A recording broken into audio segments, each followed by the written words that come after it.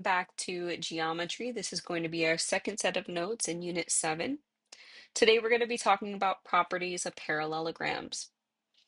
Now, a parallelogram is a quadrilateral in which both pairs of opposite sides are parallel. So let's write that down. Okay, so what does that look like? We have a shape here, right? This kind of looks like a square. Well, a square is actually a parallelogram. And the reason why is because the sides that are across from each other are parallel. Okay. Now, here we see one that's kind of pushed over. It looks more like a kite almost, right? Now, it's the same thing. These opposite sides are parallel. Some other important properties of a parallelogram is that the opposite sides are also congruent. Okay,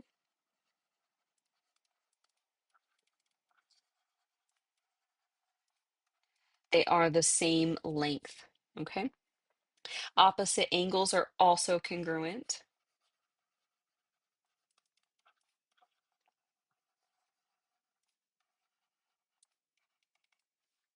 and consecutive angles are supplementary.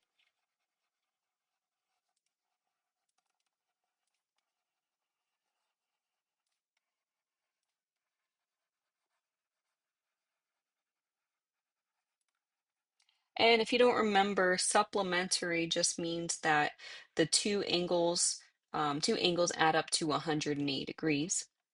And the last thing is that diagonals bisect each other.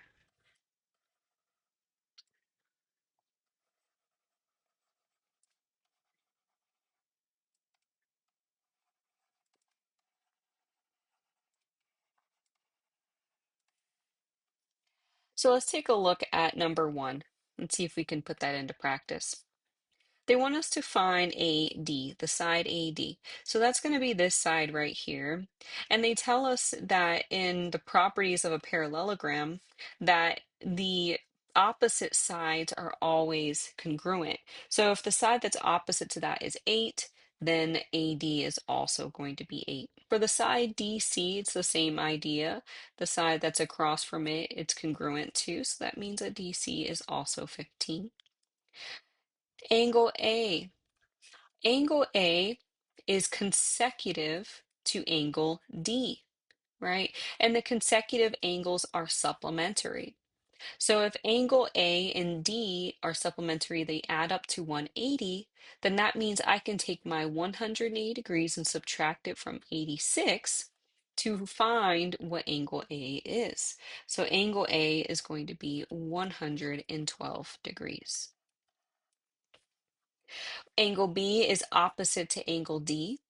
And we found out that opposite angles are congruent. So that means that since they're opposite, they're both 68 degrees. Same thing with angle C and A, right? Those are our opposite angles, and we already found the measure of A, so we don't need to do any math there. We know that those two are congruent.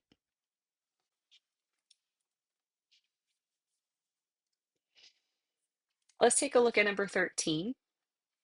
For number 13, they tell us that KLH, right here, equals 134 degrees. Okay, and they want us to solve for x. So here's our x right here. The problem with x is that we don't know what the measure of this angle is to plug it in to solve for x. So let's see what they have given us to find the measure of this angle so we can plug it into that equation. Well, we know that according to the properties of a parallelogram, that the lines right here, JK and HL, are parallel. And when you see parallel lines, one thing we tend to do in geometry is go ahead and say, oh, wait, we should be looking for a transversal. So the line HK is a transversal. And since it's a transversal, we know that alternate interior angles are congruent. So that would be these angles right here are congruent. And these angles right here are also congruent, right? So let's go ahead and find the measure of this one using the 134 degrees from angle L.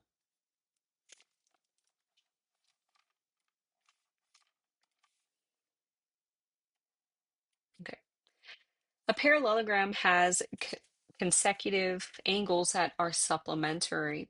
So what that means is that these two angles have to add up to 180 degrees. Well, if angle H plus angle L equals 180 degrees, and angle L is 134, and angle H is the sum of 25 and another number. Let's call it Y. Let's call this angle Y because 25 and Y make up the whole angle H. Well, then I can solve for Y, right? By adding 24 and 25 and 34 and minusing it from 180. So I'm going to add those two up. 134 plus 25 is 159.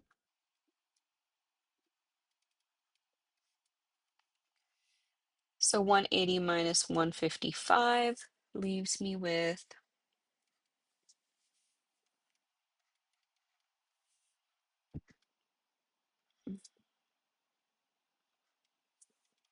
21 degrees. So I just found out that this angle right here is 21 degrees. And since Y, this angle that I named Y, is an alternate interior angle to this little angle right here, we know that they're congruent. So I can set up my equation to equal 21. So 4x plus 9 equals 21. I'm going to subtract 21 from both sides.